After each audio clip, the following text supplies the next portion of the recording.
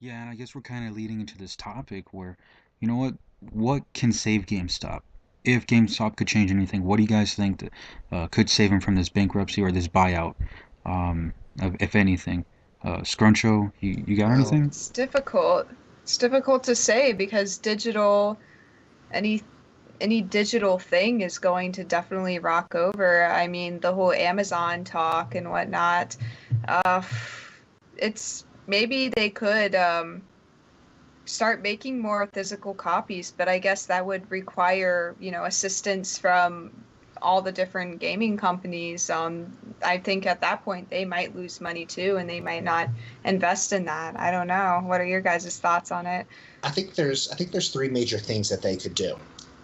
Um, GameStop has untapped potential because they could really, if they set it up to do so, they could really bring in the retro gamers, make it so they Mm, could kind of do something like that. But they don't. I mean, one of the biggest problems I have with buying something off of GameStop, or why I don't even like having games shipped into their store, is because I don't know if there's an option to have that game with the case intact. That's something I look for when I collect a game, is if it has the original casing.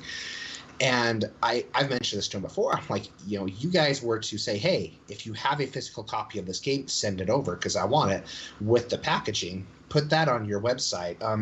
Walmart, Lowe's, a bunch of the other stores are all going into, the Walmart has their site to store, which I worked in quite a bit, and it was really awesome because someone didn't find an item they were looking for the store, they could have it shipped into the store from about 4 days to a week. Come in, pick it up, free of shipping. So why isn't GameStop incentivizing that more? And instead of really giving people the option who wants the physical cases to be able to have them. for sure. Yeah, and I'm with you on that. Like you mentioned, selling the smaller stores in exchange for bigger ones. And where I'm going with this is like I don't know if y'all or like where y'all live, but one thing I've recently gotten into is that's really big here in Las Vegas that I've just noticed is the competitive scene. Games like Tekken 7 or even old school games like MVC 2, people still get together and play older games competitively in person. And I don't know if y'all ever played Halo on the OG Xbox, but back in the day, if you wanted to play Halo with a bunch of people, you'd bring your tube television and all the link cables with Xboxes, and you'd have one big Halo LAN party. And where I'm going with this is, if GameStop bought bigger stores, why not make game playing spaces for like tournaments, for like new games or old Yeah. games, like if there's a new release, like like if a Call of Duty release, at release night there'd be a Call of Duty tournament. You have playable Call of Duty versions on the floor with all the TVs. Winner gets a free, gets a prize, get the free copy or whatever game they're doing. Like they get something in return for winning a tournament. There, like bring people back to GameStop with these tournaments if they bought bigger spaces. That'd be really cool. Yeah, and I don't know if y'all remember, but I was reading somewhere that GameStop had a renting service.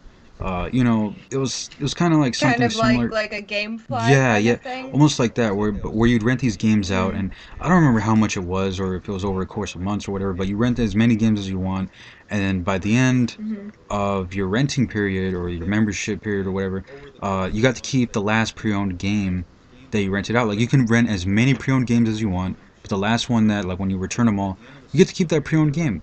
It's just stuff like that. Like if GameStop, if they could do stuff like that, I don't know if they were losing money or whatever. Don't quote me on any of that, but Wow. it's been a long while, and if GameStop could do cool stuff like that, it could probably bring that gaming experience back. Back to the players a little bit like on what it was like to rent games, or just do cool stuff like that. Keep people coming back. Well, and maybe try introducing, I know because VR games are now more relevant. I mean, people are making smaller VR games, and VR is definitely becoming more of a thing that people are doing. So why not maybe introduce, you said the tournaments, like have a place where people can go. Maybe apply memberships, have some kick-ass gaming PCs and consoles and put them there for people who can't afford the luxury of being able to get all these games, have memberships and go and play these games, and bring a community together. Because although you have your online communities, I know where I live, gaming is very small. At least like people who go out and they actively look for ways to connect through gaming. And I know my area is not the only area like that. So, you'd mentioned tournaments, find a way to get people to get out and meet each other and have fun with each other, because I know if there are more things like that, people will come out and they will support it. It shouldn't be limited to places like Los Angeles, where you have all these conventions and all these places where people can meet up and play together.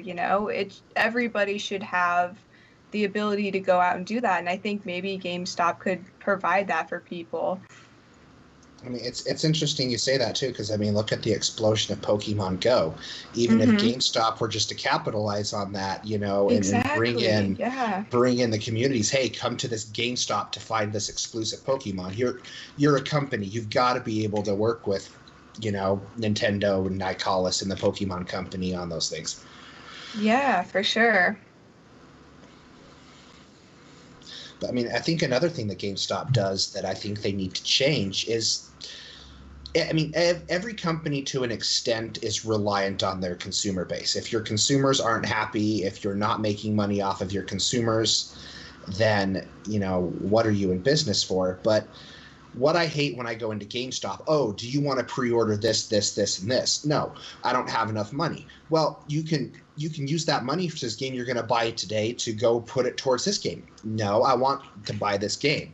I mean, I almost hate going in there. I hate going in there and feeling like I'm buying a used car at this point. With everything that I'm being pushed on. I'm like, no, I'm good. I don't need it. So, I mean, that's something that draws me away from shopping there. I mean, if I had another choice to go shop to, I'd do it, because I get tired of being pushed into sales.